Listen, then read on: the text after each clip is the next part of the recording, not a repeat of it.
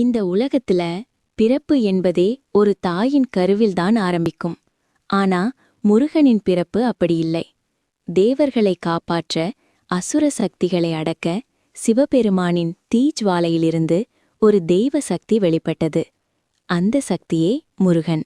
அந்த தெய்வ சக்தியை ஒரே தாய் தாங்க முடியாத அளவுக்கு அது பெரிதாக இருந்தது. அப்போதுதான் வானிலிருந்து 6 கிருத்திகை மாதர்கள் அந்த சக்தியை அன்போடு ஏற்றுக்கொண்டார்கள். முதல் கிருத்திகை மாதர் முருகனுக்கு ஞானம் கொடுத்தார். 2ஆம் கிருத்திகை மாதர் வீரத்தை ஊட்டினார். 3ஆம் கிருத்திகை மாதர் கருணையை வளர்த்தார். 4ஆம் கிருத்திகை மாதர் தைரியத்தை உருவாக்கினார்.